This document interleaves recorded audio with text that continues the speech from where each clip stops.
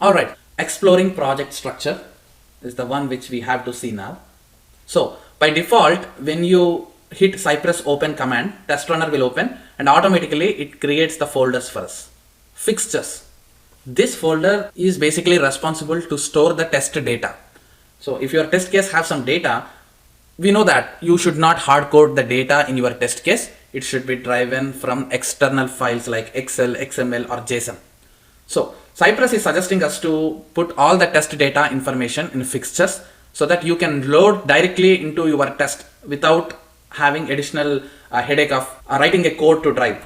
Now let me give you an example. Let's say you have your data in Excel, and if you want to use the data, you have to write at least 10 lines of code to connect to your Excel to get the dependencies so that your test can talk to Excel. You need to go to workbook, worksheet, scan the column, scan the row, and then pull it out. Isn't it? It's a heavy code.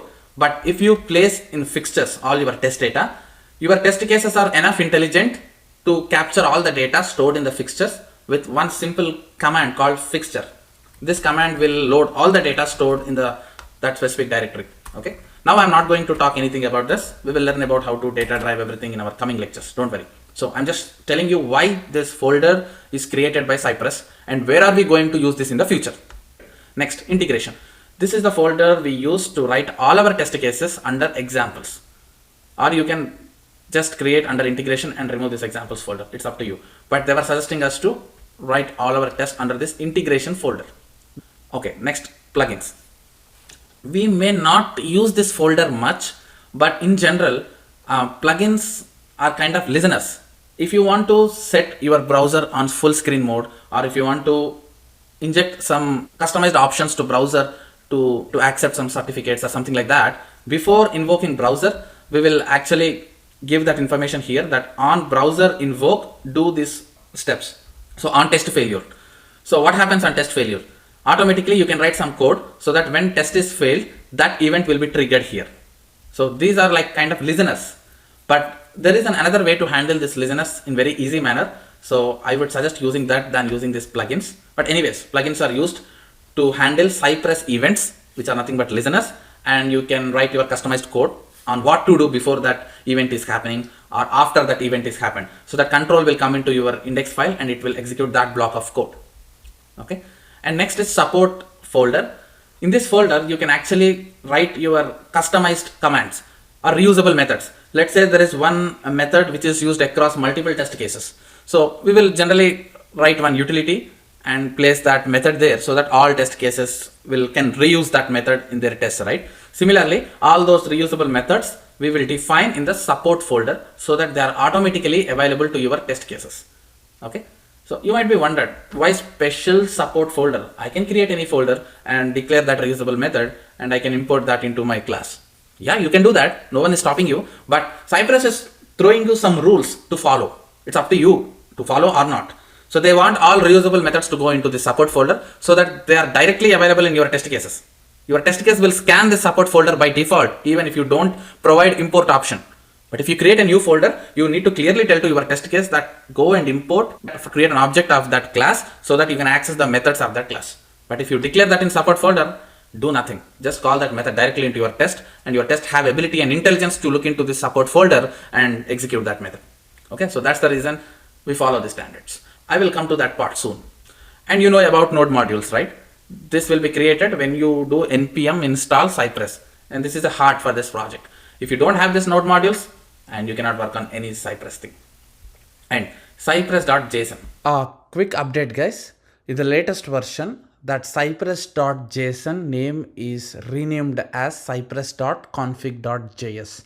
Okay, so this file will be auto generated when you open the Cypress test runner for first time.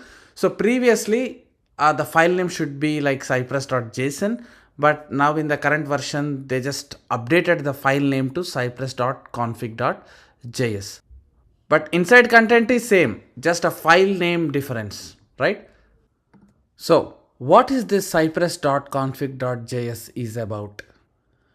So if you remember, in one of our previous lectures, we have clearly given information about where to find the Cypress related spec files. Okay, so this spec pattern is a property, and if you give this, then this file is accessible on global level. This is like a configuration file for your entire framework.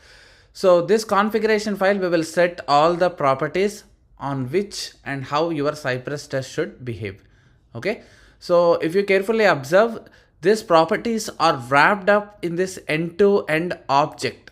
Okay. So this E2E is the object where you can store all the properties. Now, for example, if you want to know what all other properties you can write in your configuration file.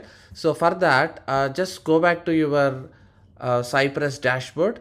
So here, yeah. So if you go to settings here on the left side, so here where you will see a project related settings and open that. So cypress.config.js. So here it's telling that this is one property which you set spec pattern. So similarly, there are a lot of other properties which you can set. If you scroll down to bottom, if you want to set in which folder screenshots should create, so you can add another property. Okay, in that same place where did I just put now screenshots path folder, you can open this and you can add another property here like this. So this is the default file. Okay, so by default your screenshots will store in this folder. If you want to override this the default behavior, then that default behavior overriding should be done. Now we just saw that screenshot folder is this. Okay, even if you don't write here, by default it will create in this path only, because what all options you see here, key value pairs, all these are by default generates. Okay, no matter if you update there or not. But if you want to have your custom path, let's say Cypress failures screenshot. If this is how you need a path where you should store screenshots, then you have to override this default property value and update it here like this and save, so that now going forward whenever failures are there, it will just create in that specific failure folder instead of creating the default folder. Okay, so like that you can keep exploring this settings file. So you can get there from settings, project settings, scroll down, all these are default options you can see. Now if you want to open the window in the specific size, this is the default viewport size, height 660, width 1000. If you have another thoughts, change this, right? And videos folder where you want to store videos. Don't worry, we will see again this when we are deep diving into framework sections, maybe in the second part of this course. There I will explain more in depth, but I hope you understood that configuration changes on project level can be set from this cypress.config.js file. Okay, default configurations what this project have, that you can check by simply coming to settings and select project settings, and you can see the default values what are already. So that's pretty much about Cypress structure, guys. So I hope you have understood what folder is what. Again, going forward when we are implementing framework, we will utilize all these folders and create a nice end-to-end framework. So just on high level, I want to explain what these folders mean so that you know what we are going to do on this in future. That's it. That's the whole purpose. Cool. Thank you, and let's continue in the next lecture.